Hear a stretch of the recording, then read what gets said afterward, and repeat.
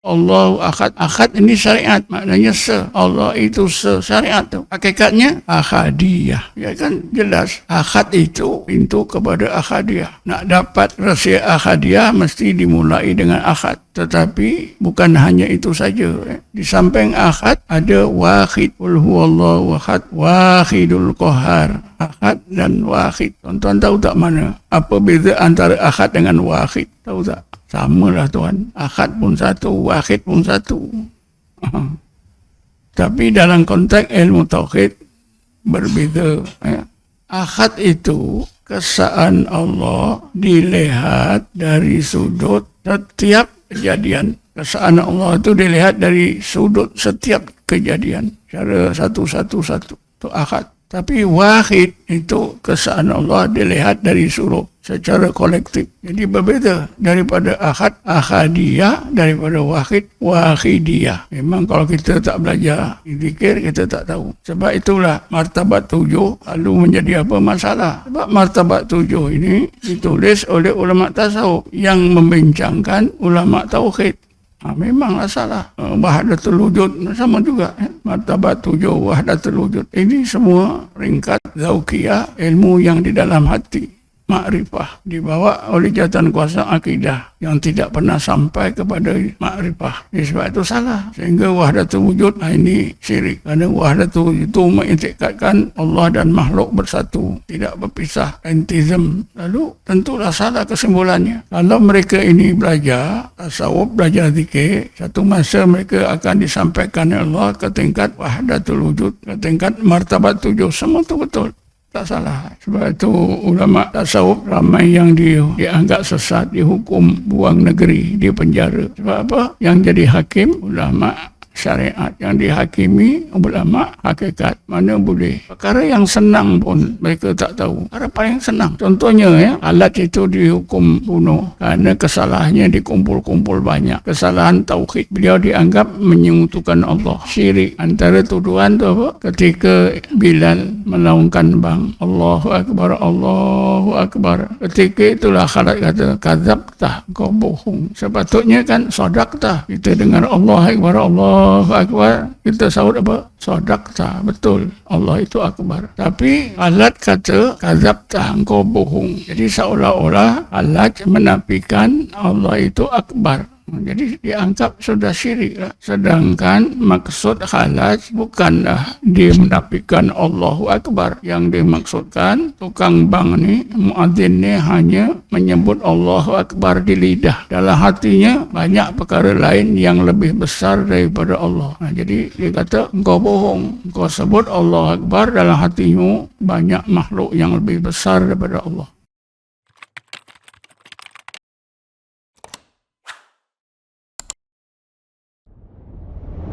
Assalamualaikum warahmatullahi wabarakatuh. A'udzu billahi minasyaitonir rajim. Bismillahirrahmanirrahim. Alhamdulillahil qail. Awalam yanduru fi malakutis samawati wal ard. Wa ma khalaqallahu min syai'in. Asyhadu an la ilaha illallah wahdahu la syarika lah. Wa asyhadu anna Muhammadan abduhu wa rasuluh. Allahumma salli ala sayyidina Muhammadin abdika wa rasulika nabiyil ummi wa ala alihi wa sahbihi wa barik wa sallim. Allahumma nawwir qulubana binuri hidayatika kama nawwartal arda binuri syamsika abadan abada birahmatika arhamar rahimin. Tuan-tuan dan puan-puan yang dirahmati Allah sekalian,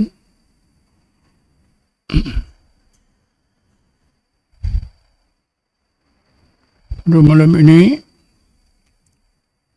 saya nak terangkan satu persoalan yang timbul berkaitan dengan ilmu tauhid.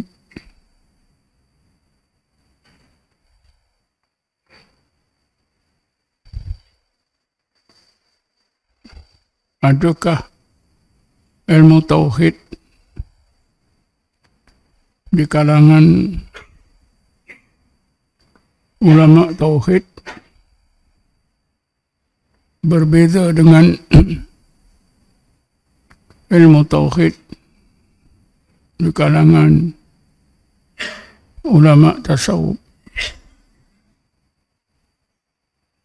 Adakah berbeza atau tidak? Kalau tidak, bagaimana? Kalau berbeza, bagaimana? Kita rata-rata tahu semuanya sama. Sebab baik ulama tauhid maupun ulama tasawuf, kedua-duanya berpegang kepada akidah ahli sunnah wal jamaah. Karena itu maka sama.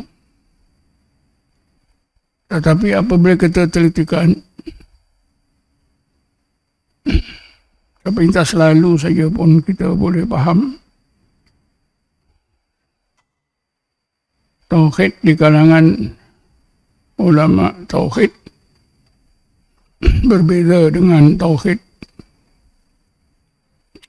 di kalangan ulama tasawuf. Kita boleh lihat ciri-ciri perbezaannya yang kasar, yang asas. Pertama, ulama tauhid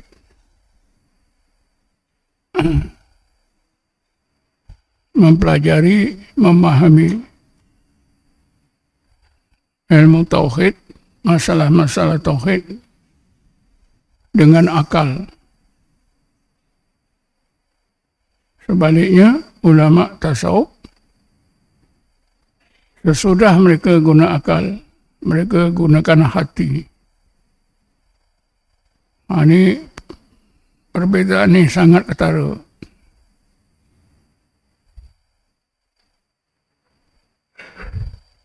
Ulama tasawuf gunakan sesudah gunakan akal, gunakan hati. Di peringkat permulaan, ulama tasawuf dan ulama tauhid masing-masing menggunakan akal. Berdalilkan dua dalil, dalil nakli dan dalil akli. Tetapi ulama tauhid habis di tahap tersebut saja. Ulama tasawuf melanjutkan, meningkatkan usaha mereka untuk mengenal Allah atau ilmu tauhid mereka dengan menggunakan hati.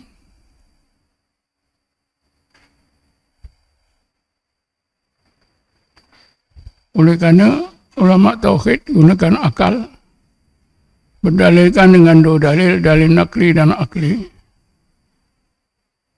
Maka ulama tauhid hanya dapat ilmu tauhid. Sebaliknya, ulama tasawuf yang meningkatkan ilmu tauhid, memahami tauhid dengan hati, maka mereka bukan hanya ada ilmu tauhid, tapi ilmu tauhid mereka meningkat ke tingkat ma'rifah. Ini perbedaan yang asas. Ilmu dengan ma'rifah berbeza. Karena ilmu tempatnya pada akal.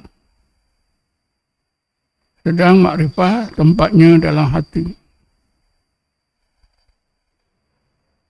Kedua, ilmu boleh dicapai dengan belajar bersungguh-sungguh. Bila seorang itu cerdik akalnya sungguh-sungguh, insya-Allah dia akan dapat banyak ilmu tauhid. Tapi ma'rifatullah, semua ulama tasawuf mengatakan ma'rifatullah adalah didatangkan oleh Allah, diilhamkan oleh Allah, dilempahkan oleh Allah terus ke dalam hati, yang selalu disebut bil faidhi, dengan lempahan. Yaitu apabila hati dihidupkan oleh Allah, diberi cahaya, dia sampai ke satu tahap, maka Allah limpahkan ma'rifah ke dalam hati. Jadi kalau kita lihat perbezaan ilmu dengan ma'rifah, memanglah berbeza sangat. Karena ilmu tauhid hanya mampu membina iman, tapi tak mampu meningkatkan iman ke tingkat yakin. Sedangkan ma'rifah mampu meningkatkan iman ke tingkat yakin. Mereka yang dikurniakan Allah ma'rifah digelarkan oleh Allah dalam Quran mukinin, golongan orang-orang yang yakin. Contohnya seperti Nabi Ibrahim alaihissalam. Setelah Nabi Ibrahim dikurniakan oleh Allah ma'rifah, maka Ibrahim alaihissalam menjadi seorang yang yakin.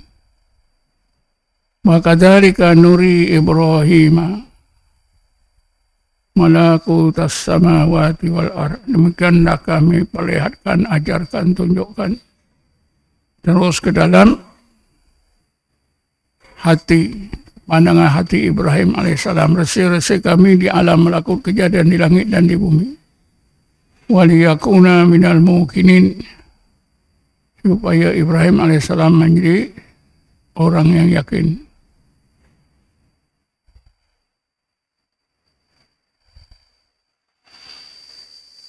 Imam Ghazali sendiri telah menegaskan, dan kata-kata beliau selalu saya dah sebut. Imam Ghazali menyebutkan, "Ma'rifatullahi wa sifatihi wa af'alihi la tuqsal bi ilmil kalam, balil kalamu mani'an laha wa hijaban anha. Wa amma khusula bil mujahadah. Wa qad qala Allah Ta'ala fi kitabil karim, walladzina jahadu fina lanahdiyannahum subulana."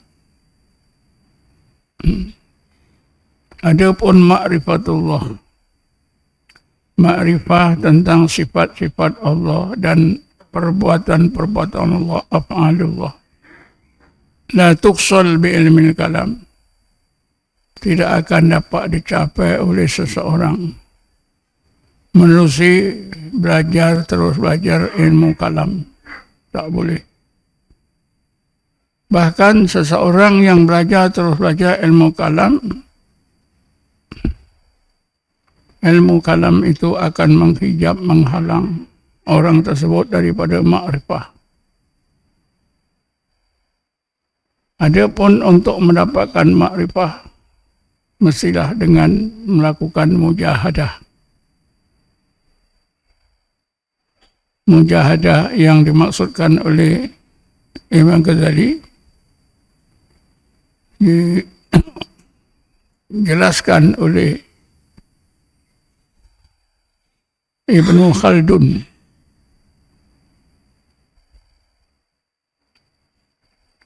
Beza masa antara Imam Ghazali dengan Ibnu Khaldun lebih kurang 300 tahun. Karena Imam Ghazali meninggal dunia tahun 505 Hijrah. Ibnu Khaldun meninggal dunia tahun 808 Hijrah. 300 tahun. Ibnu Khaldun ada menulis sebuah kitab kecil tapi sangat penting.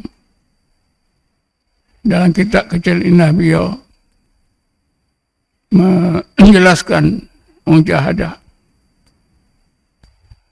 Bila kita lakukan, kita akan dikurniakan Allah ma'rifatullah. Mujahadah yang tersebut ialah diistilahkan oleh Ibnu Khaldun dengan mujahadatul kasfi wal ittila'i. Kasab kita tahu. Ittila' artinya nampak dengan jelas. Macam bulan. Bulan tak nampak asalnya. Bila bulan itu muncul, nampak dengan jelas, itu tola'a. Tola'a badrun alaina. Sebuah bulan telah muncul di atas kita. Jadi, Ibn Khaldun kata, mujahadah yang dimaksudkan oleh Imam Ghazali itu ialah mujahadah al-kaswi wal ittila'i. Ada dua unsur. Mujahadah itu mestilah membawa, menghasilkan Allah kasyafkan berbagai hijab yang menutupi pandangan roh atau pandangan hati, supaya pandangan mata hati nampak resi-resi Allah di alam malakut. Yang kedua, pandangan hati mesti nampak dengan jelas resi-resi Allah di alam malakut. Bila ini berlaku, maka orang tersebut akan dikurniakan Allah ma'rifah. Boleh juga kita katakan ilmu tauhidnya yang pada akal ditingkatkan oleh Allah ke dalam hati, lalu ilmu tersebut bertukarlah jadi ma'rifah.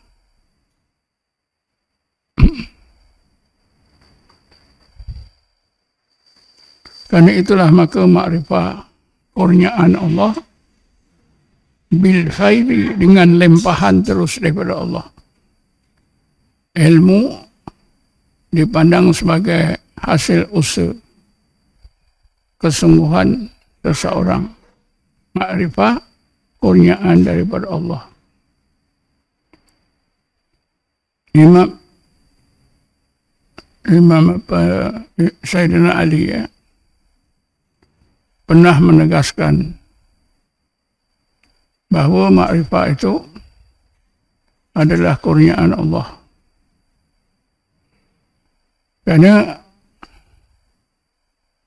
sesudah Rasulullah wafat, ada sahabat yang bertanya kepada Sayyidina Ali, "Ya Ali, bagaimana engkau dapat ma'rifah yang begitu hebat?" Maka Sayyidina Ali menjawab dengan katanya, "Araftullah billah." Aku dapat makrifat itu kerana Allah sendiri yang mengurniakan terus ke dalam hatiku. Kalau ilmu hanya mampu membina iman, tapi makrifah mampu meningkatkan iman ke tingkat yakin. Jadi seseorang yang dikurniakan Allah ma'rifatullah, dia adalah seorang yang yakin. Termasuk dalam golongan mukminin. Allah Ta'ala berfirman, "Wa fil ardi ayatun lil mukminin." Dan di dalam bumi dan di dalam kejadian bumi ini. Maknanya dan di dalam malakut kejadian bumi ini ayatun terdapat tanda-tanda, berbagai tanda. Kewujudan Allah, keagungan dan kesempurnaan Allah sebagai ilahun alamin, sebagai Rabbul alamin. Yang dapat disaksikan oleh golongan orang-orang yang yakin. Wa fil ardi ayatun lil mukinin.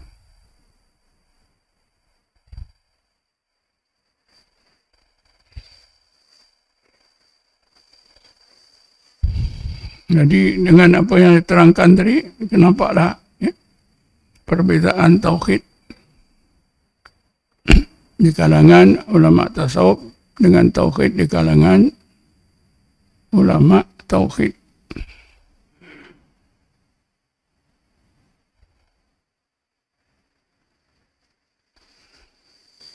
Mempelajari atau mengenal Allah. Kaedah mempelajari atau mengenal Allah di dalam ilmu tauhid yang digunakan oleh ulama tauhid itu dikenali dengan mengenal Allah secara sama'i. Tapi sebaliknya, mengenal Allah yang digunakan oleh ulama tasawuf itu dikenali dengan mengenal Allah secara zauqi.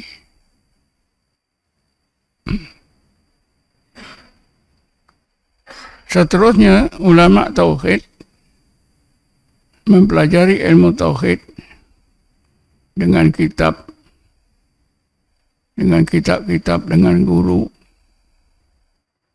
Kitab, berbagai kitab, ada yang senang, ada yang susah. Bila dibaca, dipelajari, diajarkan banyak kitab, maka dikatakan dia pakar ilmu tauhid. Dapat ijazah ilmu tauhid, bidang akidah. Inilah ya, masyarakat kita yang belajar di Timur Tengah, yang belajar bidang akidah, mereka belajar bab tauhid. Mereka hanya ada ilmu tauhid. Cara meluas ke, cara mendalam ke, banyak kitab. Ya. Tetapi ulama tasawuf mengenal, ya, mempelajari tauhid bukan dengan cara belajar kitab, membaca kitab, bukan. Tapi mereka dengan cara zikir dan tafakur. Inilah yang dicontohkan oleh Allah dalam Quran, golongan ulul albab. Inna fi khalqis samawati wal ardi wa ikhtilafil laili wan nahar laayatil liulil albab. Sesungguhnya di alam malakut, kejadian-kejadian yang terletak di bahagian langit, di alam malakut, kejadian-kejadian yang terletak di bumi, di alam malakut peredaran masa malam dan siang, terdapat ayat-ayat Allah liulil albab. Maknanya ulul albab ini dapat melihat dengan pandangan mata hati mereka resi-resi Allah di alam malakut, kejadian yang terletak di langit dan kejadian terletak di bumi, dan juga kejadian dan juga alam malakut peredaran masa malam dan siang.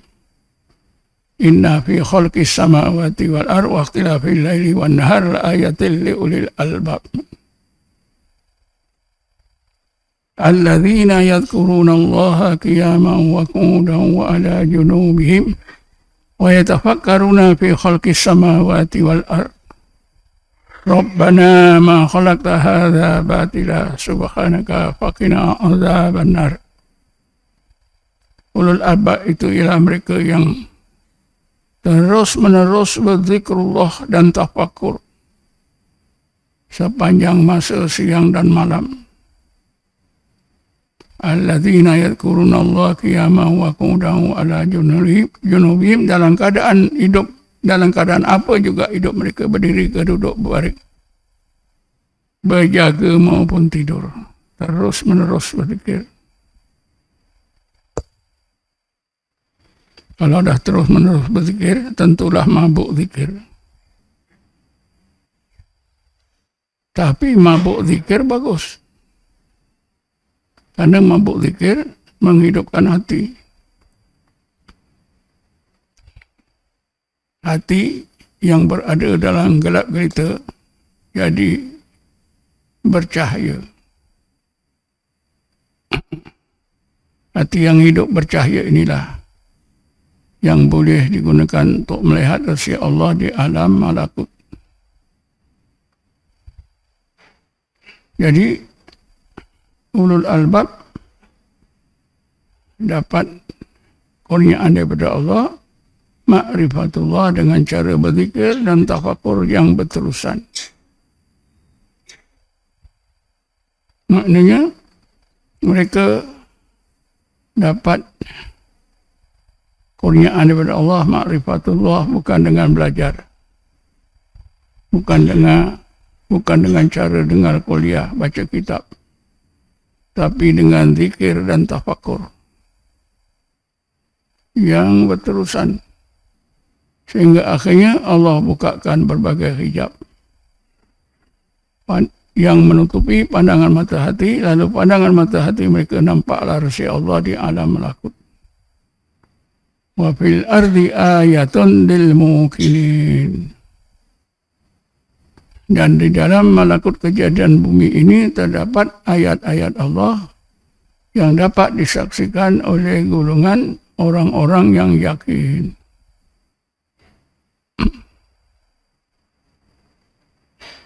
Tuan-tuan dan puan-puan sekalian, kalau ma'rifah itu boleh meningkatkan iman ke tingkat yakin, maka kita nampaklah ya, tauhid yang dipelajari oleh ahli tauhid dia berakhir pada peringkat ilmu. Ilmu hanya boleh membina iman. Tapi orang-orang sufi yang mengenal Allah dengan berzikir, ya, tauhid mereka meningkat kepada ma'rifah. Iman mereka meningkat ke tingkat yakin.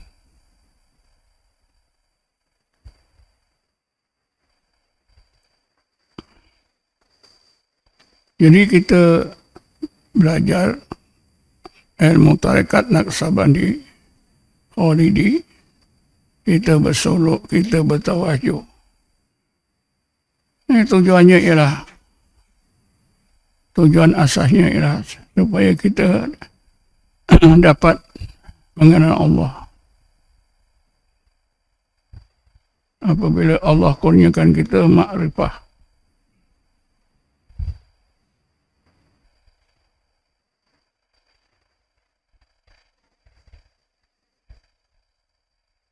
oleh kerana itu, maka bila kita bertarekat,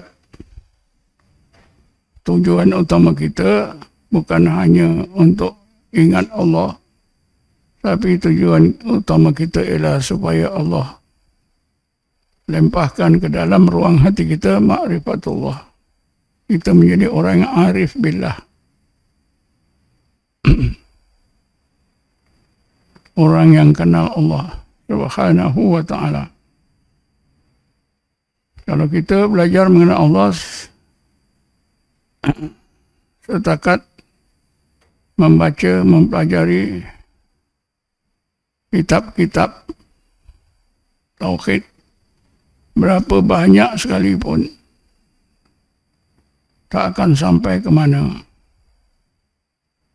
Sebab itulah Imam Ghazali sendiri menegaskan, seseorang yang terus belajar mengenal Allah dengan tauhid, dengan harapan untuk dapat makrifatullah, dia akan jadi mangsa dia tak akan dapat. Boleh terhalang. Pelajaran tauhidnya itu boleh menghijab, menghalang daripada ma'rifatullah.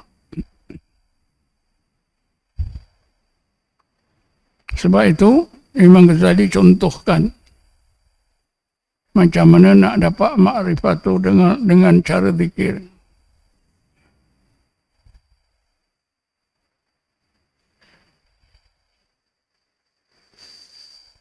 Bagaimana Imam Ghazali mengajar kita berzikir untuk dapatkan makrifah.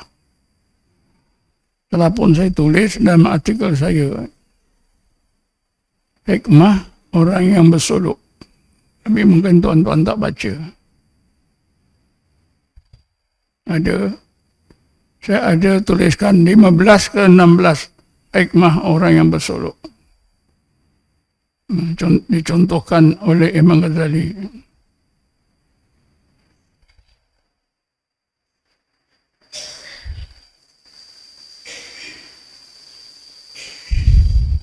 Jadi orang sufi menggunakan zikir dan tafakur yang berterusan dalam jangka masa yang lama dengan pimpinan seorang syekh. Akhirnya insya-Allah mereka akan dikurniakan oleh Allah ma'rifatullah. Jadi firman Allah Subhanahu wa taala menggeletar seluruh anggota orang yang hatinya takut kepada Allah. Kemudian Allah tukarkan hati takut diganti dengan tenang. Menggeletar anggota jadi stabil ketika mereka mengingati Allah. Ayat 23 surah Az-Zumar ini tak akan dilalui oleh orang yang belajar ilmu tauhid dengan dua dalil nakli dan akli saja. Tapi apa yang disebut dalam ayat ini mudah dilalui orang yang mengenal Allah menerusi zikir dan tafakur. Karena itulah maka ulama tasawuf, usaha ulama tasawuf mengenal Allah untuk dapat ma'rifatullah itu dikenali dengan mengenal Allah secara zauki, secara rasa rohani dan jasmani.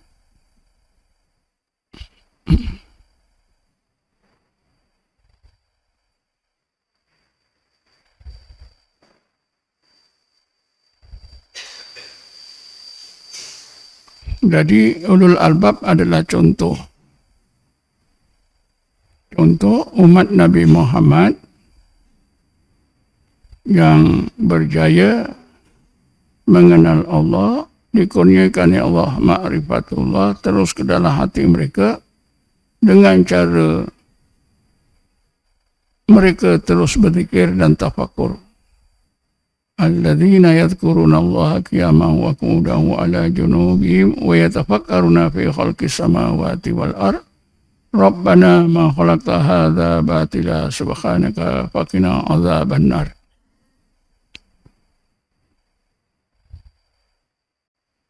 Ada satu perbezaan yang juga nyata.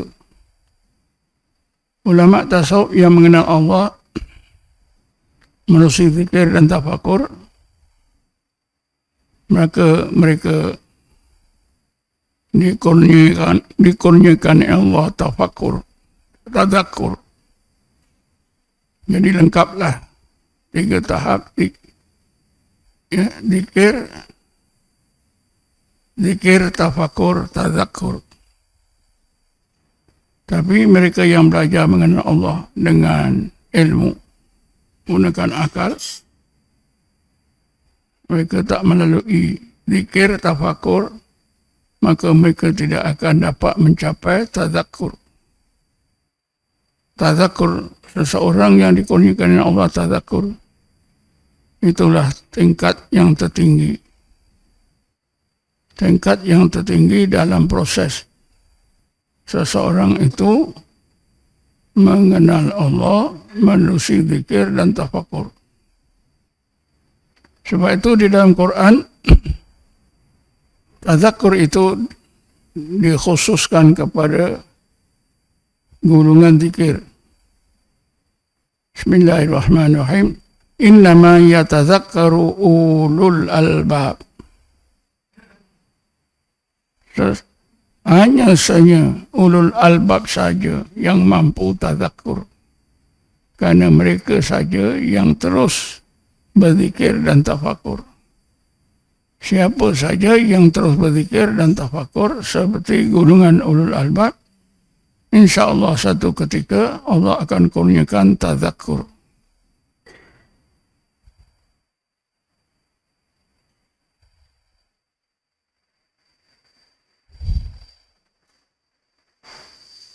Jadi saya pikir malam ini saya terangkan itu bahagian yang pertama ini dahulu. Walaupun boleh dilanjutkan ke tahap-tahap yang lain, menyentuh aspek-aspek yang lain. Tapi saya pikir cukup setakat ini, supaya tuan-tuan mudah faham, tidak bingung. Dan insya-Allah kita akan sambung masalah tersebut, tauhid di kalangan Sufia dengan tauhid di kalangan ulama tauhid. Jadi kesimpulannya, ulama tauhid, ilmu tauhid di kalangan ulama tasawuf lebih tinggi berbanding dengan tauhid yang dicapai oleh para ulama tasawuf. Kita boleh bandingkan dengan terang, dengan jelas macam mana pandangan tauhid Imam Ghazali sebelum dia belajar tasawuf dengan pandangan tauhid beliau sesudah beliau beramal dengan ilmu tasawuf. Jauh perbezaannya. Begitu juga seorang syekh pakar tafsir dan juga pakar tauhid yang bernama Syekh Fakhruddin Ar-Razi, meninggal dunia 606 Hijrah. Hidup 100 tahun sesudah kewafatan Imam Ghazali. Kalau kita telitikan pun nampak dengan jelas bahwa Syekh Fakhruddin Ar-Razi dapat mengenal Allah melalui zikir dan tafakur karena beliau belajar dan beramal dengan tarekat Kabrawiyah. Syekh beliau, guru beliau ialah Syekh Najmuddin Kubro yang meninggal dunia tahun 618 Hijrah.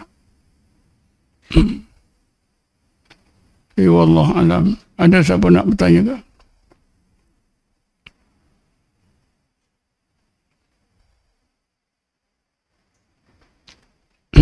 Maklumat seperti yang saya sampaikan ini sangat penting ya, supaya kita dapat keyakinan tentang pentingnya kita berzikir dalam mana-mana tarekat. Bila kita berzikir dalam mana-mana tarekat, itu ada mengandungi maksud untuk meningkatkan tauhid kita ke tingkat ma'rifah. Tak kira lah tauhid, tak kira lah apa tu, tarekat Ahmadiyah ke Satariyah, apa saja tarekat.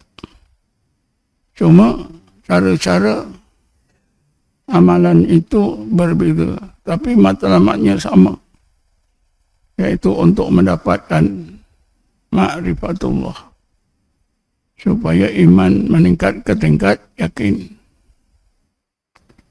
Ada siapa nak tanya?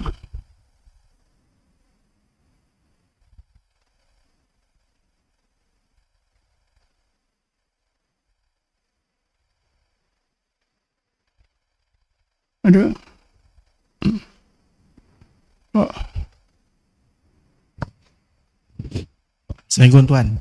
Minta izin tanya Tuan boleh tak Tuan terangkan mengenai alam malakut, perbezaan alam malakut, alam jabarut dan alam lahut? Beginilah ya. Alam jabarut, alam lahut ni kita bincangkan dia. Kita pahami yang lebih dekat, yaitu alam mulki dan alam malakut.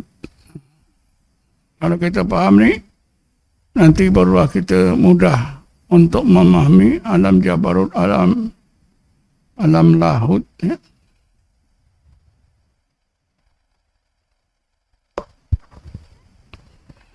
Setengah kita pun tak faham apa itu alam mulki dan alam malakut. Saya pun dah selalu terangkan. Kita ada dikurniakan oleh Allah dua mata. Mata kepala untuk melihat alam mulki, alam zahir. Alam mulki, alam zahir, alam nyata boleh dilihat dengan mata kepala kita, boleh kita rasa dengan panca indera kita, tangan kita.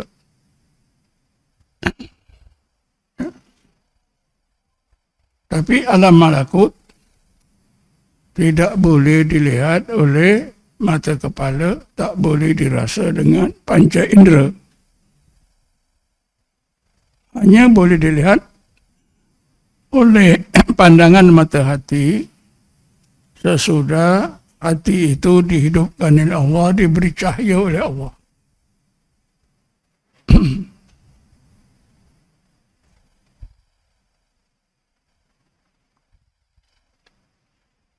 Jadi untuk melihat alam mulki, alam zahir senang. Seseorang yang penglihatan matanya baik, tak sakit, tak buta, insya-Allah boleh nampak alam zahir, alam mulki. Tapi alam malakut itu hanya orang-orang tertentu saja, yaitu orang mukmin yang hatinya dihidupkan oleh Allah, diberi cahaya oleh Allah. Berbagai hijab yang menutupi pandangan mata hati diangkatkan oleh Allah, dikasyafkan, barulah nampak.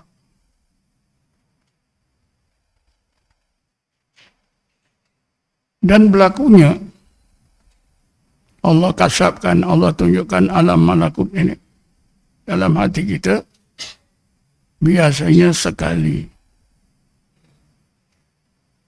tidak selalu, tidak berulang. Tapi yang pelik, yang sekali itu akan kekal di dalam hati, dalam rohani orang tersebut, tak akan hilang sampailah orang tersebut meninggal dunia.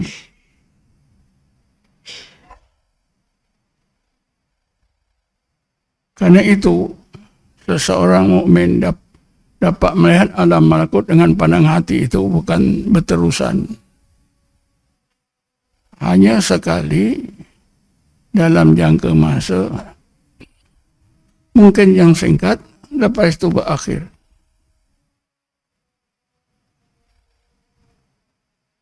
Tetapi kesannya itu kekal, pengalaman itu kekal. Tidak hilang-hilang. Selagi orang tersebut jaga nikmat yang Allah kurniakan itu. Kalau lalai tak dijaga, hilang.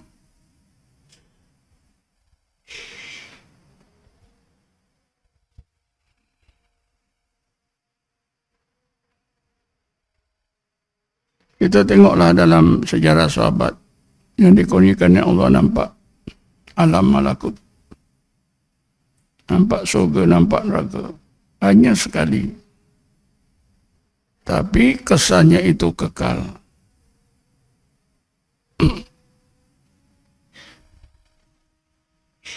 Jadi itulah ya, alam jabarut, alam lahut ini. Tak payahlah kita nak pelajari sekarang, biar kemudian.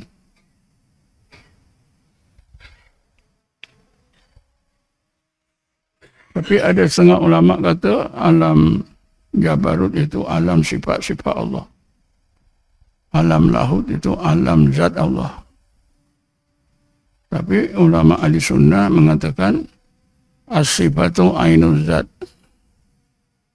Sifat-sifat Allah itu zatnya.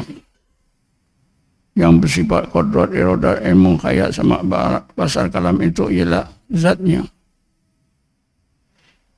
Yang berkuasa itu zatnya, yang melihat itu zatnya. Sebab itu disimpulkan as-sifatu ainul zat. Ini saja pun kita dah bingung. Lagi apabila kita hubungkan dengan alam lahut, alam malakut, alam lahut, alam jabarut. Setengah ulama kata alam jabarut itu alam sifat-sifat Allah. Alam lahut itu alam zat Allah. Sedangkan sifat-sifat Allah itu zatnya. Yang berkuasa itu zatnya. Bukan ada sesuatu sifat yang lain di luar daripada zat. Tidak. Macam kita melihat dengan mata. Tapi yang melihat itu Allah, yang melihat itu zatnya. Yang berkuasa itu zatnya. Itu disimpulkan as-sifatu ainuz zat.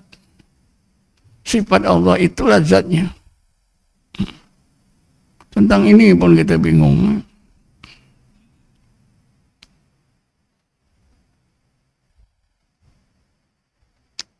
Nah, jadi gitulah. Ada lagi pertanyaan lain.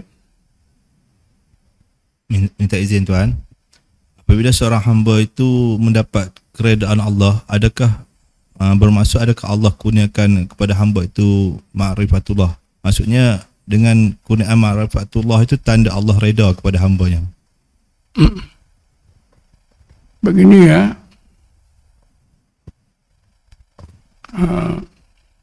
Memanglah ya. Seseorang yang dikurniakan Allah ma'rifatullah itu memang orang yang dikasihi oleh Allah. Jadi dikasihi oleh Allah, orang tersebut juga diredai oleh Allah.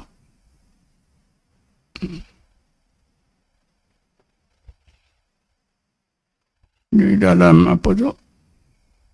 Ayat 27-28 Bismillahirrahmanirrahim. Suratul Fajri.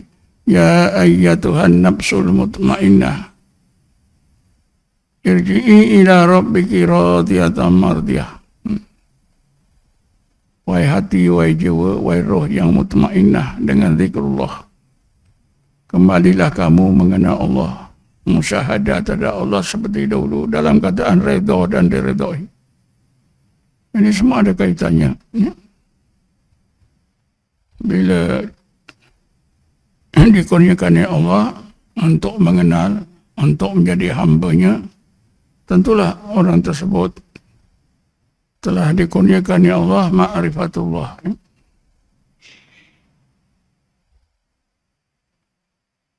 Ada lagi. Bagaimanapun peranan zikir dan tafakur itu sangat penting. Karena zikir dan tafakur itulah amalan yang boleh menghidupkan hati. Allah hidupkan hati. Allah beri cahaya dengan 3 jenis cahaya. Nur yaqadah, nur khudur, dan nur al-wisal. Bila dapat nur al-wisal, InsyaAllah orang tersebut akan dikurniakan Allah ma'rifatullah yang sempurna.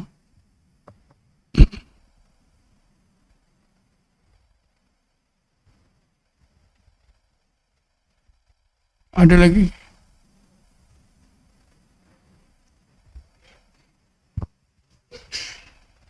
Ada.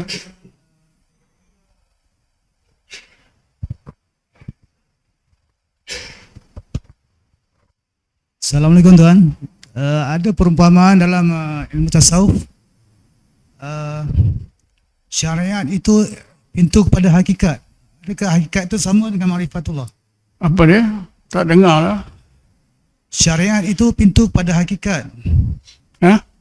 Syariat pintu kepada hakikat. Adakah hakikat itu ma'rifah?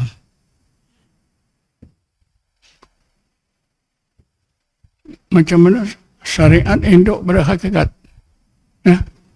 Pintu kepada hakikat. Ha? Pintu.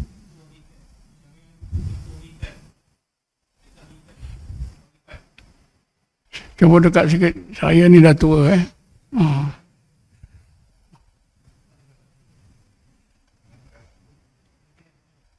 Kenapa belajar suka kat belakang-belakang? Ha?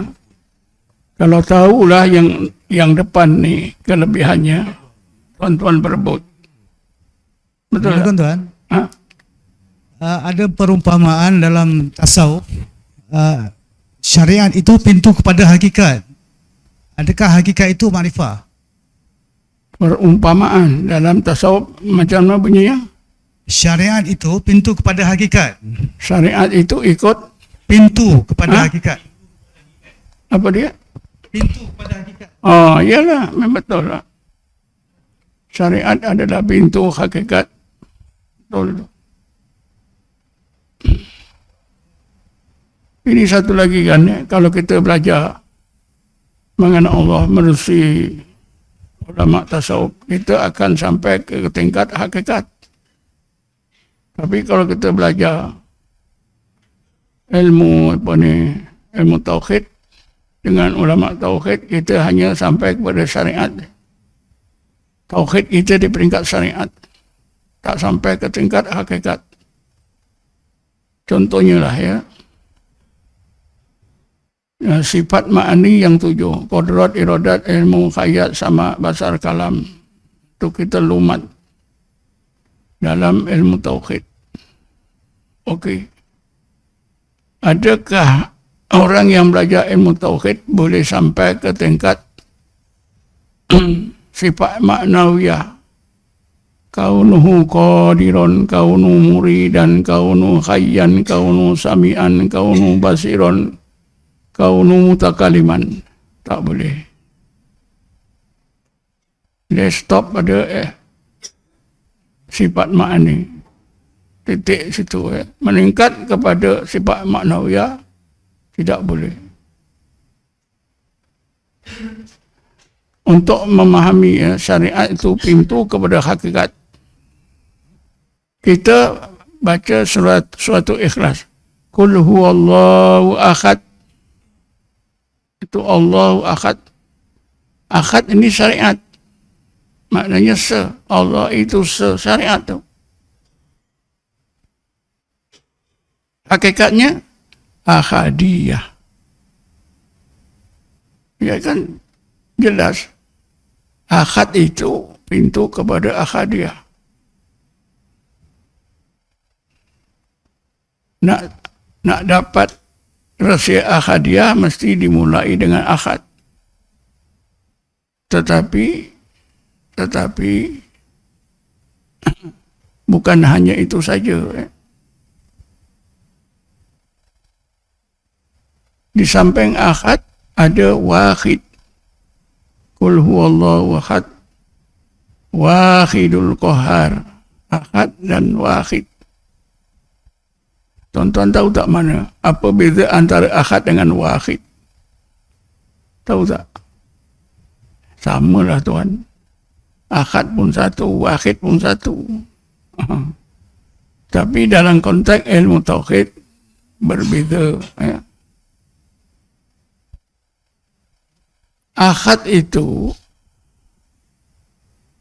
kesaan Allah dilihat dari sudut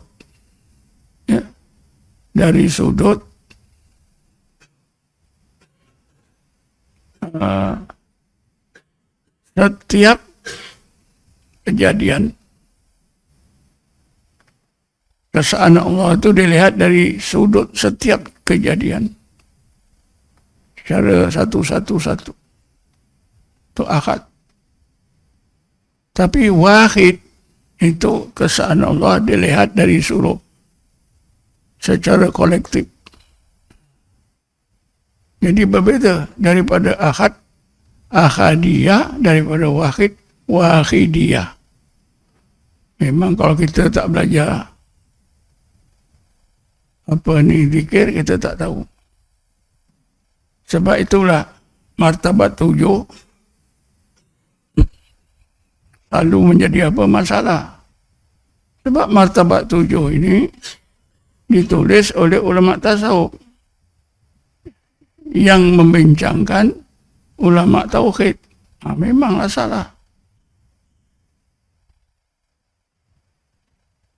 Apa ni wahdatul wujud sama juga. Martabat 7 wahdatul wujud ini semua peringkat zauqiyah, ilmu yang di dalam hati, makrifah, dibawa oleh jatan kuasa akidah yang tidak pernah sampai kepada makrifah. Sebab itu salah. Sehingga wahdatul wujud ini syirik. Karena wahdatul wujud itu mengitikadkan Allah dan makhluk bersatu, tidak berpisah. Panteism. Lalu tentulah salah kesimpulannya. Kalau mereka ini belajar tasawuf, belajar zikir, satu masa mereka akan disampaikan oleh Allah ke tingkat wahdatul wujud, ke tingkat martabat 7. Semua itu betul, tak salah.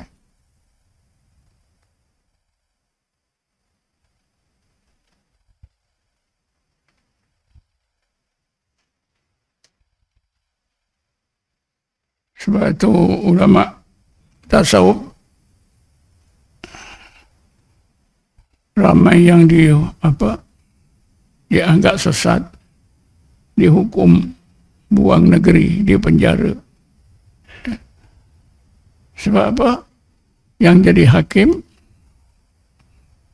ulama syariat, yang dihakimi ulama hakikat.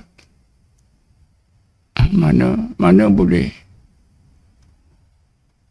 Perkara yang senang pun mereka tak tahu. Perkara paling senang. Contohnya ya, Halat itu dihukum bunuh karena kesalahannya dikumpul-kumpul banyak. Kesalahan tauhid. Beliau dianggap menyekutukan Allah.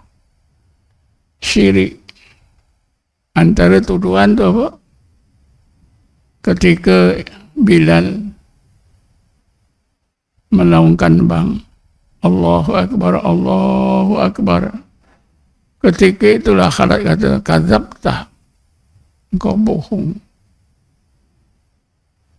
Sepatutnya kan sadaqta. Kita dengar Allahu Akbar, Allahu Akbar, kita sahut apa? Sadaqta, betul. Allah itu akbar. Tapi Halat kata, kadzabta, engkau bohong. Jadi seolah-olah Halat menafikan Allah itu akbar.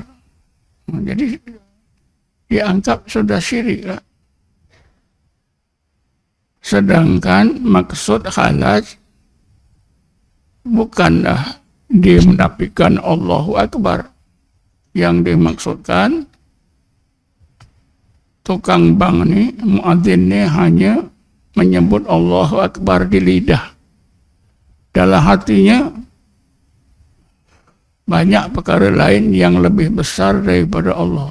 Jadi dia kata, engkau bohong. Engkau sebut Allah Akbar, dalam hatimu banyak makhluk yang lebih besar daripada Allah. Ini yang tuan-tuan jadi masalah. Satu masa dulu kita dalam tarekat Naqsabandiyah bila berzikir membayangkan wajah guru. Oh, hebat betul. Panas dia Jakim. Masa itu Jakim namanya Pusat Islam. Oh, ya panas betul. Ini sudah syirik, ini sudah menyembah guru. Ya. Keluarkanlah surat-surat siaran ditampal di masjid, di surau. Tanda ajaran sesat bila berzikir membayangkan wajah guru.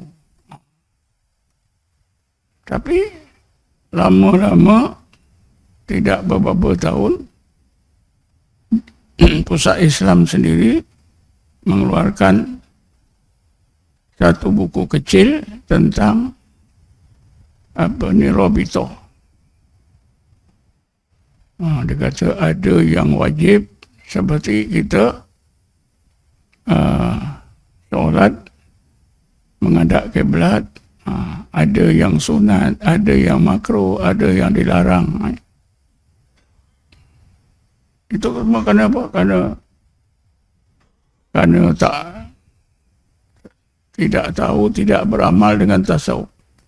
Istilah tasawuf yang mereka tak tahu terus saja. Termasuklah meninggalkan solat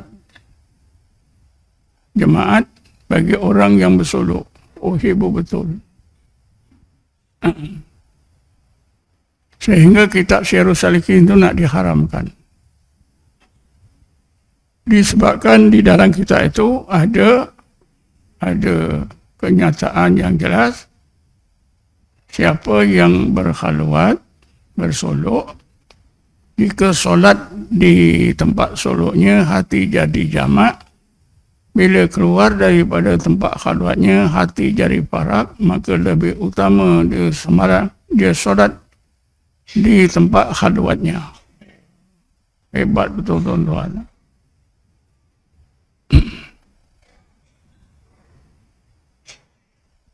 Sehingga saya 2 kali ke 3 kali dipanggil oleh 2 orang ustaz yang buat kajian. Kata saya, tengok ini yang cakap ni siapa? Syekh Abdul Samad Palimbangi. Berdasarkan kitab-kitab Imam Ghazali. Bukan sebarang orang. Saya soalkan, ustaz tahu tak apa makna hati jamak, hati farak? Tak tahu. Kalau tak tahu, macam mana nak menghukumkan betul ini salah? Saya tanya, apa hukum sembahyang jemaat? Dia kata fardu. Fardunya jemaat dengan fardunya sembahyang 5 waktu sama tak? Sama-sama, dua-dua fardu. Cuba baca hadis tentang hari jemaat, tentang solat jemaat. Ustaz ni bacalah. Man kana yu'minu billahi wa bil yaumil akhiri fa'alahi al-jum'atu illa ala imra'atin au abdin au musafirin au maridin. Apa makna Ustaz? Siapa yang beriman pada Allah dan hari akhirat, maka wajiblah di atasnya sembahyang jemaat kecuali di atas perempuan. Kalau sembahyang fardu 5 waktu, perempuan wajib tak? Wajib. Betul tak? Betul. Au abdin, atau seorang hamba. Sembahyang 5 waktu, hamba wajib tak? Wajib. Sembahyang jemaat? Tak wajib. Au musafir, orang musafir wajib tak? Sembahyang fardu 5 waktu wajib. Tapi sembahyang jemaat tak wajib. Au maridin, orang yang sakit wajib sembahyang tak 5 waktu wajib. Kat mana pun dia, sehingga kalau boleh qada nanti. Tapi sembahyang jemaat tak wajib. Mana sama fardunya sembahyang jemaat dengan fardunya sembahyang 5 waktu tidak sama. Benda yang terang pun mereka tak tahu, tuan-tuan.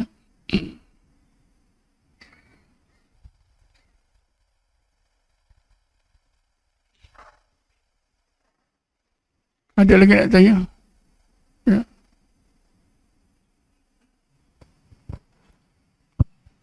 Assalamualaikum Tuan, tak izin Tuan. Bagaimana kita nak tahu tahap zikir kita ini sudah mencapai ma'rifatullah? Ada tak tanda-tanda yang menunjukkan kita dah berzikir ini dah dapat ma'rifatullah? Tanda-tandanya tadi sebut ayat 23 surah Az-Zumar. Allah nazzala ahsana hadisi kitaban mutasyabihan masaniya. Taksairu minhu juludul ladhina yakhshawna rabbahum summa talinu juluduhum wa qulubuhum ila zikrillah. Ya. Bila kita diajar melakukan apa? Ukuk qalbi. Ya. Seluruh ingatan gaib ditujukan kepada zat Allah yang laisa kamisli syai'un. Jadi kita melakukan apa tadi, ukuk qalbi, adakah sudah tercapai atau tidak? Ukuk qalbi itu saja kalau sudah tercapai, itu sudah menjadi salah satu tanda. Tapi masa orang bersolok ni, biasalah ya, yang memeriksa zikir itu banyak gunakan apa? Belas kasihan. Tak apalah, lepaskan saja. Nanti mudah-mudahan dia berzikir bersungguh-sungguh, dia akan sampai juga. Tapi lepas naik, dinaikkan, semakin malas.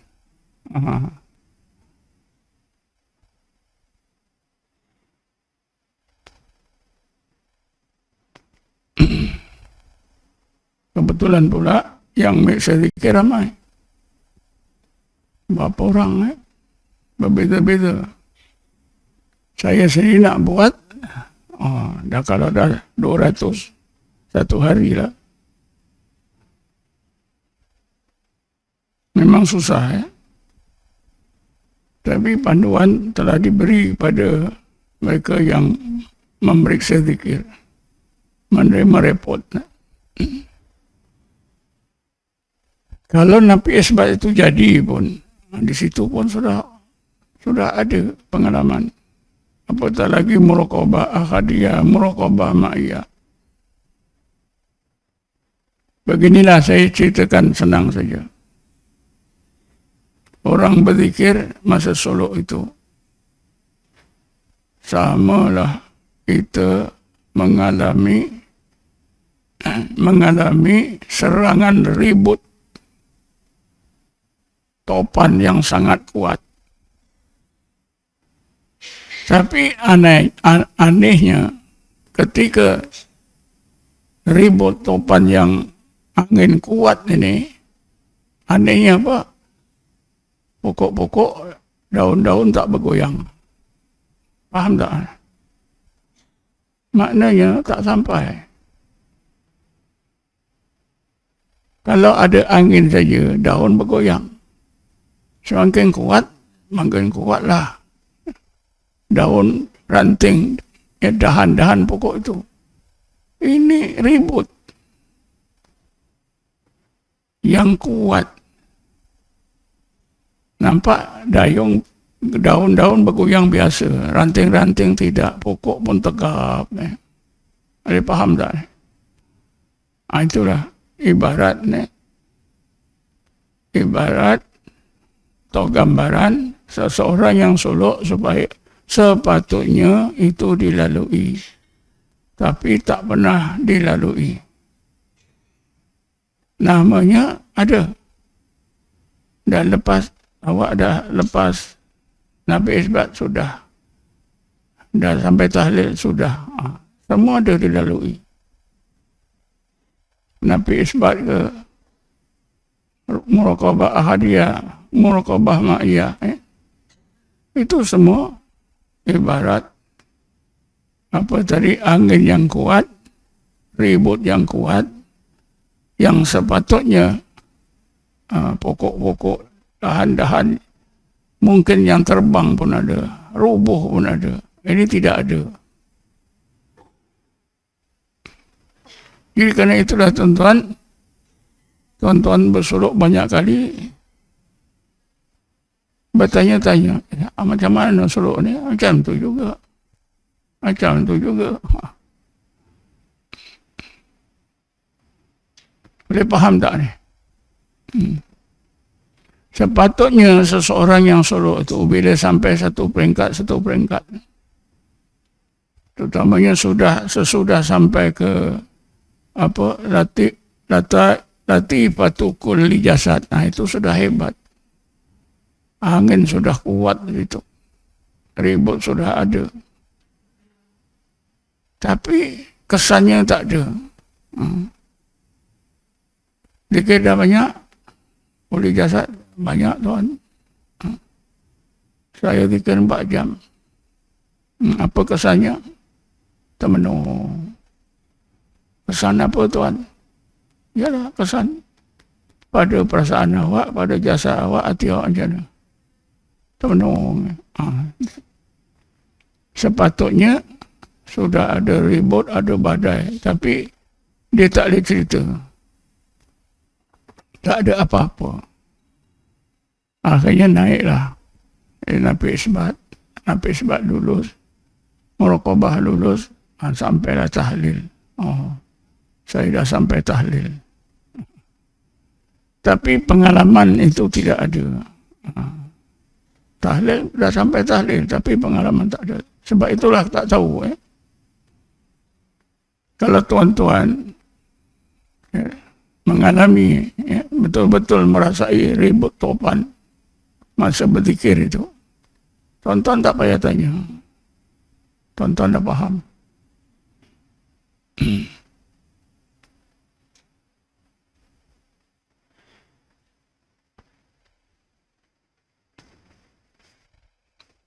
Contohnya, itu tadi ulul albab Nabi Musa. Nabi Musa itu sebenarnya bersolok. Falamma tajalla rabbuhu lil jabali ja'alahu dakka wa kharra Musa sa'iqa. Itu kan Nabi Musa mengalami ribut, merasakan ribut badai yang sangat kuat. Sehingga Allah sebutkan ja'alahu dakka wa kharra Musa sa'iqa. Hebat. Kalau tuan-tuan faham dan mengalami seperti apa yang dialami oleh Nabi Musa, tuan-tuan akan faham apa hikmah suluk yang sebenar. Sehingga nanti tuan-tuan dapatlah faham. Ya ayyatuhan nafsul mutmainnah irji'i ila rabbiki radiyatan mardiyah fadkhuli fi ibadi fadkhuli jannati. Ini sepatutnya orang solok sampai ke peringkat ini. Ataupun peringkat wa yahdi ilaihi man anab alladzina amanu wa tatma'innu qulubuhum bi dzikrillah ala bi dzikrillah tatma'innul qulub. Kalau tuan-tuan sampai ke peringkat itu mesti ada. Allah sudah kurniakan tuan-tuan ma'rifatullah. Jadi tandanya hati itu hidup bercahaya. Dan kepahaman tauhidnya itu sangat tajam.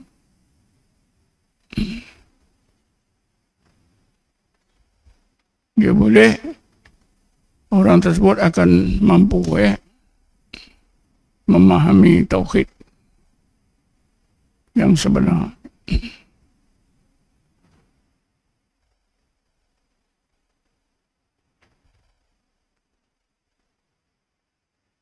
Cukuplah ya. Ada lagi nak tanya?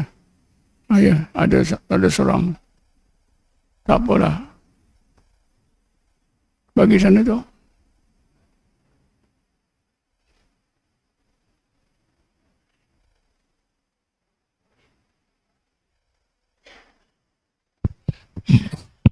Mohon izin Tuan, tadi Tuan ada sebut mengenai hadiah.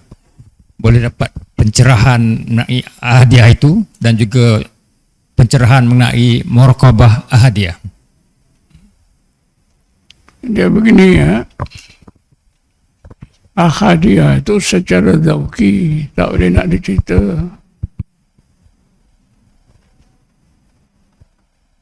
Cuma yang boleh diceritakan ialah ahad itu kepahaman akal.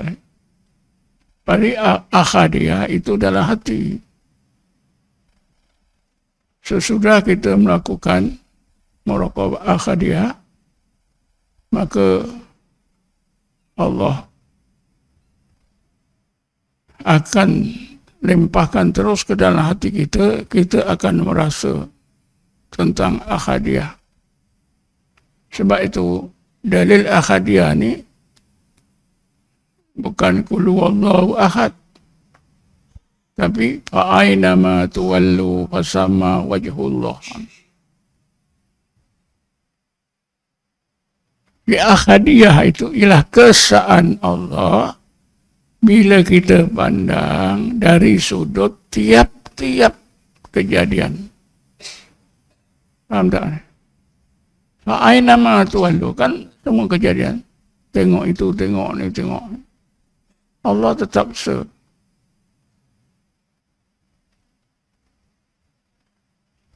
apa saja, yang besar, yang kecil, Allah tetap Ini ahadiyah.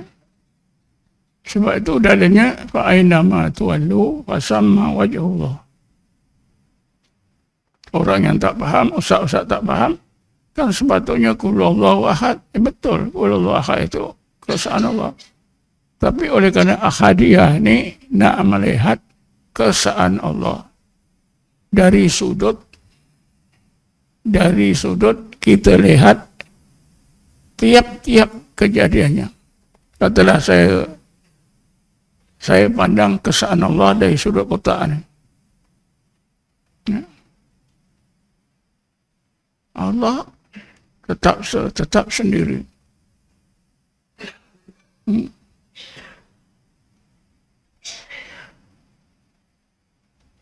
Ini wujudnya ini tak ada apa-apa tentang wujud Allah dia sendiri. Kemudian kita tengok dengan gelas. Kita tengok kesan Allah tu dengan kain ni, dengan dinding, dengan jam, dengan pokok. Itu makna ahadiyah. Fa aina ma tuwallu fasamma wajhullah. Tentu ada kesan. Kalau Allah sampaikan rahsia ahadiyah itu, ada kesan. Kesannya macam mana? Tentulah nanti kita rasa. Ya. Kesan Allah. Allah itu dia sendiri. Dia tak ada sangkut paut dengan kita. Wujudnya kita ni berbeza dengan wujudnya Allah. Jadi ketika itu tentu ada rasa dalam jasad kita. Antaranya apa dia? Tentulah kita berasa berat. Sehingga kita nak bangun pun tak boleh. Faham tak? Tapi kalau muraqabah ma'iyah, Allah serta kita, tentulah sebaliknya.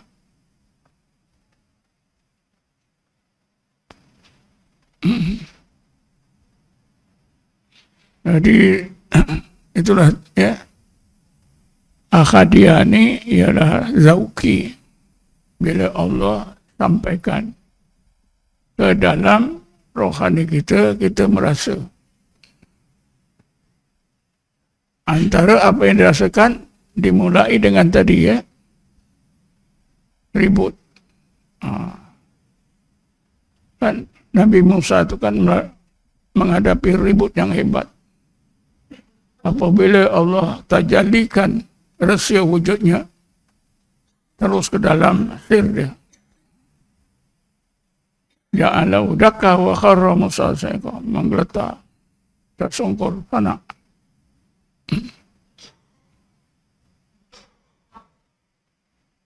Tuan-tuan bolehlah solok nanti bersungguh-sungguh ya. Sungguh-sungguh tu kita faham, tapi macam mana nak amal? Ini yang jadi masalah. Saya dulu solok kali pertama pun yang jaga khalifah jaga, ustaz zikir sungguh-sungguh dah. Saya kata dah sungguh dah. Betul-betul pulun zikir. Cuba Haji terangkan macam mana Haji buat tu. Dia kata, saya dulu buat, ambil wuduk. Sesudah sarapan pagi pukul 8. Saya nak berzikir sampai bang zuhur. Dengan satu wuduk, dengan satu kaifiat. Terus zikir. Hari itu buat macam tu, malam buat macam tu, besok. Sehingga terkenalah zikir 3-4 jam. Jadi kalau solok baru zikir setengah jam bangun. Macam mana? Setengah jam dah lama dah. Tengok jam pula tu, ada jam. Tadi pukul 8 ni dah 40 minit cukup lah. Mana boleh. Cuba pukul 8 pagi tu mulai buat kaifiat terus zikir sampai bang. Macam mana? Sungguh-sungguh ya, tabatal ilahi tabtila. Mesti berbeza. Barulah saya dapat faham. Oh macam tu. Kalau tak, saya tak faham.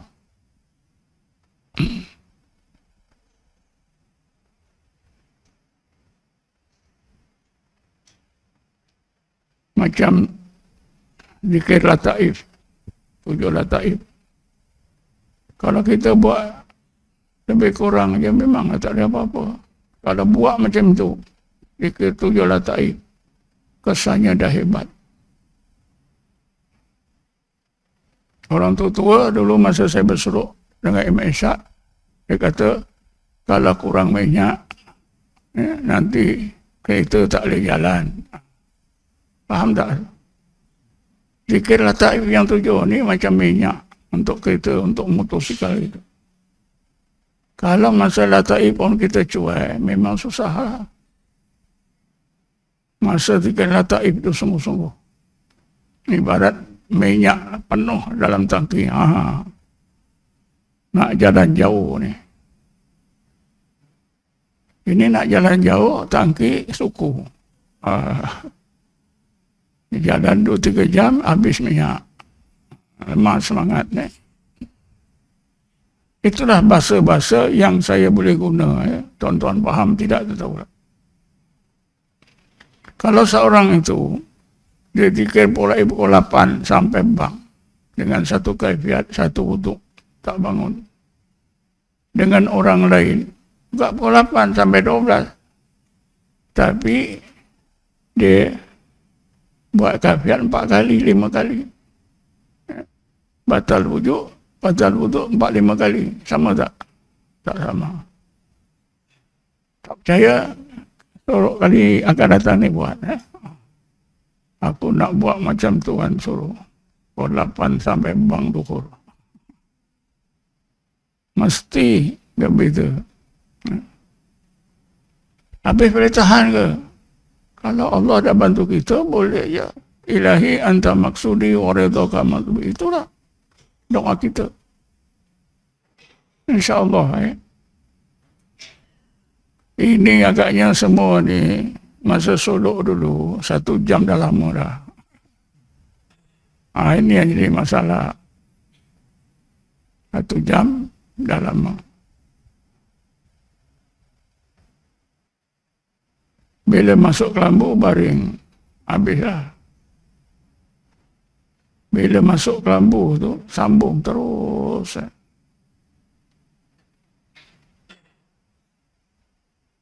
Memang saya rasa saya bersolok tu dengan sekarang keadaannya berbeza. Pertama sekali mungkin kerana tak ramai. Saya dulu 16 orang. Jadi yang jaga pun mudah. Kedua, handphone tak ada. Sekarang handphone ada. Handphone ni pun satu masalah juga. Yang elok siapa yang nak bersolok, yang orang baru, handphone jangan bawa. Pisah betul. Tabatal ila Allah tabtila. Kalau masih ingat lagi handphone, bagi tahulah keluarga. Ada apa-apa ni, nombor kontak ni.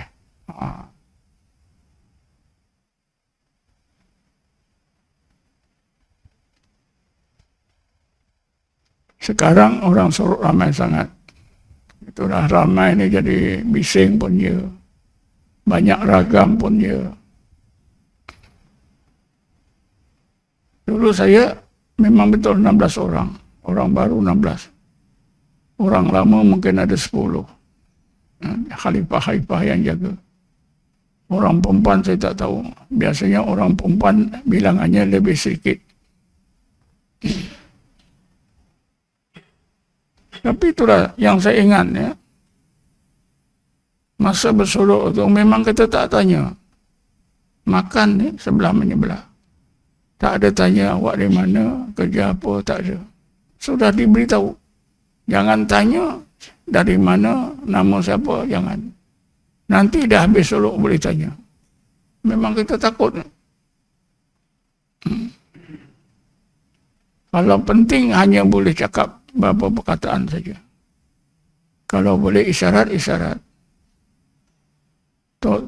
Coba tuan-tuan ingat. Saya habis hari yang ke-8. 8 hari tak bercakap. Dah habis itu, barulah boleh berbual dengan yang dah lulus. Baru boleh tanya, awak dari mana? Kerja apa? Ini kalau sekarang, macam pasar lah. Ya. Betul tak? Itulah adab bersolok ni kurang dijaga. Bila kita bercakap masa solok, malaikat pun lari. Terutamanya cakap yang tidak ada kaitannya. Satu hari, Sayyidina Abu Bakar bersama Rasulullah duduk sebelah menyebelah. Datang seorang Badawi, marah-marah, maki-maki Abu Bakar. Abu Bakar diam, tak jawab. Tapi dah lama, maki hamun ni dah menambah-nambah. Abu Bakar tak tahan. Dijawablah sepatah dua.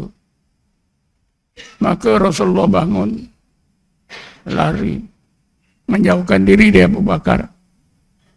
Abu Bakar kejar Rasulullah. Ya Rasulullah, kenapa engkau lari?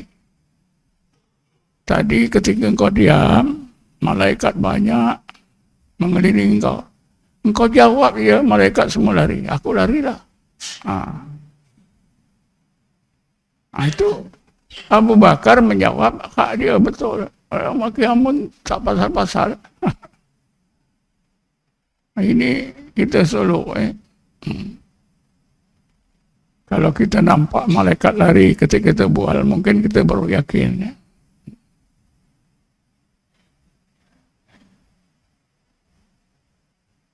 Cuba masing-masing berazam.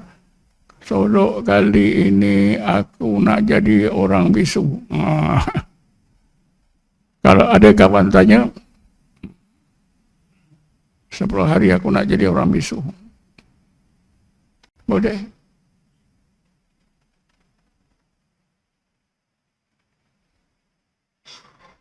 Sebab itu Nabi Musa itu solok seorang. Dan tak ada peluang bercakap seorang.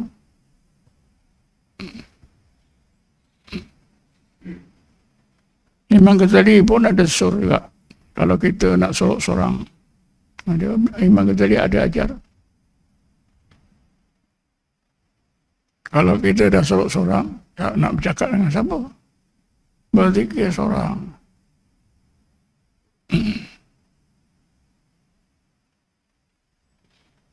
Ada lagi?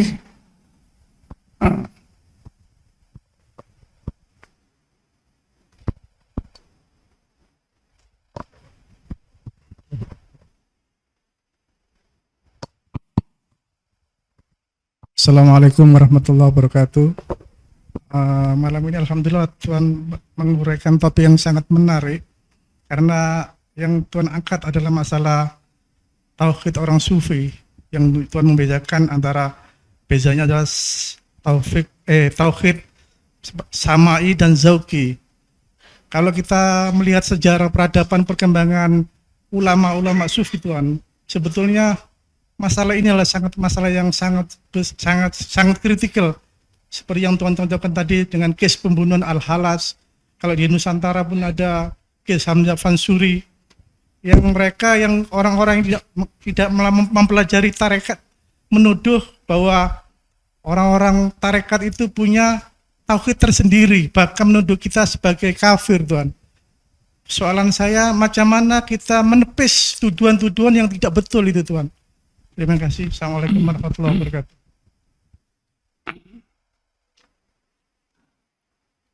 Pertama sekali kita boleh terangkan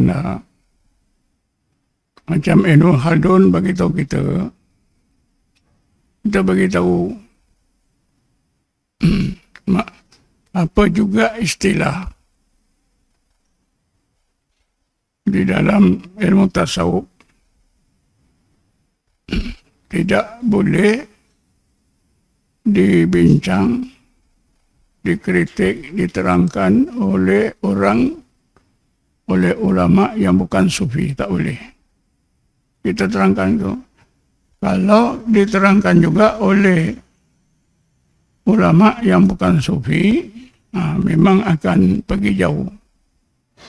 Tidak akan tepat, akan salah. Jadi menimbulkan pandangan yang salah nanti. Itu yang pertama tadi kita beritahu. Saya selalu macam itu. Wahdatul wujud ini pandangan orang sufi berkaitan dengan pengalaman hati. Kita nak bincang dengan akal, memang tidak akan sampai. Kata Ibnu Khaldun,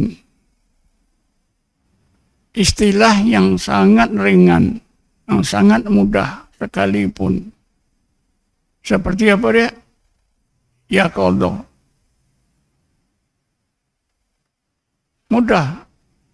Tapi kalau bukan seorang sufi, dia tak akan tahu apa makna ya qadha. Memanglah dia seorang ustaz, mahir bahasa Arab, ya qadha dia tahu. Maknanya dari segi bahasa. Ya qadha ni bangun, sedar hati. Tapi itu tak cukup, maklumat itu tak cukup untuk menerangkan konsep ya qadha. Tak boleh. Yang mampu menerangkan konsep ya qadha ialah orang yang mengalami ya qadha. Macam mana? Orang mengalami ya qadha itu macam mana? Barulah. Ya. Barulah ya qadha itu dapat diterangkan oleh ahlinya. Orang yang mengalami ya qadha baru boleh. Macam kita belajar mengetuk di sini. Datang sini tiba-tiba nak belajar mengetuk. Dia tak pernah pun diketuk. Senang tak? Dia datang jauh-jauh. Tuan saya nak belajar mengetuk. Okey? Dia tak pernah diketuk. Senang tak? Kalau nak belajar mengetuk, mestilah pernah diketuk. Dia pernah menjadi pesakit macam mana. Baru senang. Tiba-tiba aja nak jadi pengetuk. Ini menghadapi suka. Itu baru ketukkan untuk ngubah orang. Ini istilah-istilah yang berkaitan dengan kerohanian, pengalaman rohani, pengalaman hati. Memang sukar. Kalau bukan ulama tasawuf memang tak akan sampai. Tak akan sampai. Macam hati jamaah, hati farak. Mereka tak akan menerima. Syed Lutfi dalam satu forum di bangunan ilim. Ahli panel pada masa itu salah seorang bekas mufti wilayah, Datuk Wan T. Wan Zaidi. Bila Syed Lutfi sebutkan tentang apa itu solat jemaat di masa suluk, dia bukan main. Yang ini saya tak boleh terima, yang ini begini. Terus ditepis-tepis. Syed Lutfi baik juga, dia cool, dia ambil. Kita tahulah, dia tak faham, dia nak bercakap.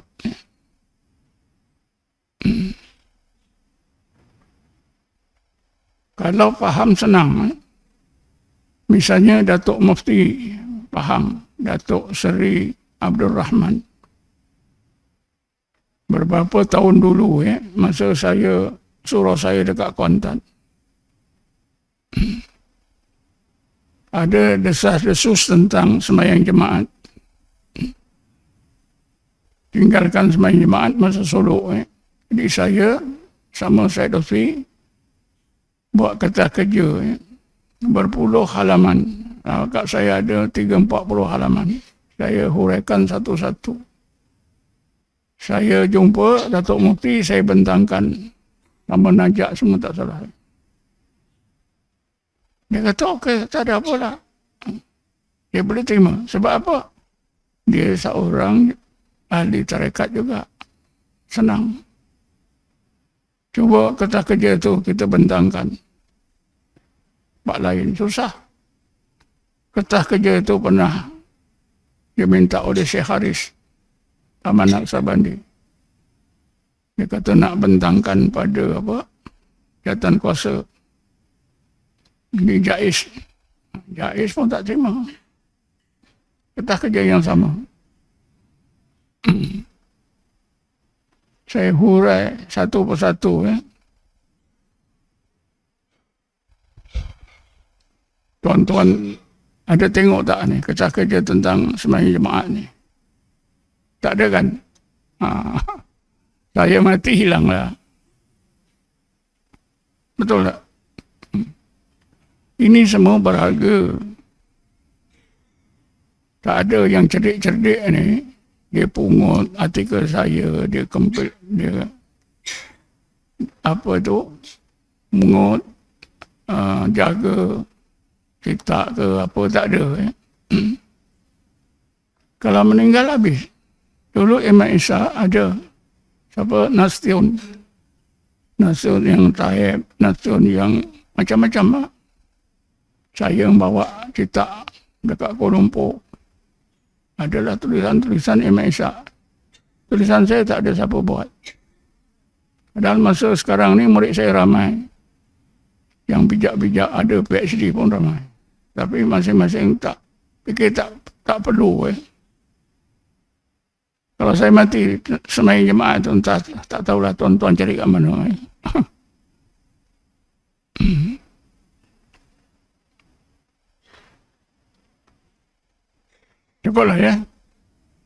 Cukuplah begitu saja. Memang polemik antara ulama tasawuf dan bukan ulama tasawuf ini tak habis-habis sampai hari kiamat. Sejak dulu sampai bila-bila. Zaman Imam Malik pun dah berlaku. Zaman Imam Ahmad bin Hanbal pun sudah berlaku. Imam Ahmad bin Hanbal kan tak terima tasawuf. Imam Syafi'i belajar dengan Subbanur Ra'i. Imam Ahmad bin Hanbal bimbang. Guru aku belajar dengan orang bodoh. Pandai saya dah cerita itu. Tapi rupanya akhirnya Subban ini orang yang alim besar. Orang itu berlaku. Imam Ghazali belajar dengan siapa? Kita tengoklah. Antaranya Ali Farmidi. Bukan ulama yang terkenal macam Imam Ghazali. ahli Farmidi. Kuburnya pemberkatan. Cukuplah ya. Wallahualam. Assalamualaikum warahmatullahi wabarakatuh. Besok ya, siapa nak pergi ke Pulau Pinang, kita bertolak dalam pukul 8. 7.30 hingga 8. Kalau lagi pagi lagi baik. Siapa-siapa nak pergilah. Sebab dibimbangi nanti jalan sesak kerana hari Sabtu. Hari Sabtu pula akhir bulan. Berapa lama tak tahu lah, tapi kita harap perjalanan kita tu mudah. Jadi siapa nak pergi dalam pukul 8.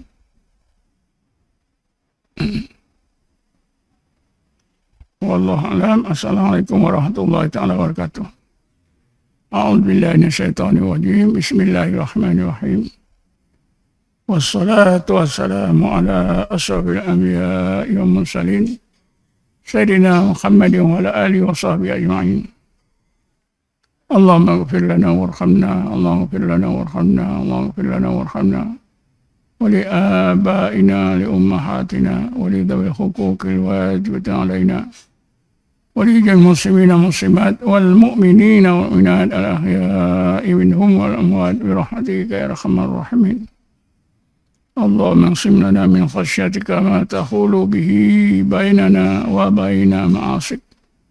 ومن طاعتك ما تبلغنا به جنتك من اليقين ما تهون به علينا مصائب الدنيا اللهم متئنا بأسمائنا وأبصارنا وقوتنا ما أحييتنا واجعله وارثا منا اللهم اجعل ثأرنا على من ظلمنا وانصرنا على من آدنا اللهم لا تجعل الدنيا أكبر همنا ولا مبلغ علمنا ولا تسلط علينا يا الله من لا يرحمنا ربنا آتنا في الدنيا حسنة في الآخرة حسنة وقنا عذاب النار ربنا آتنا من لدنك رحمة وهب من أمرنا رشدا وصلى الله على سيدنا محمد النبي الأمي وعلى آله وصحبه وسلم الحمد لله رب العالمين تقبل الله منكم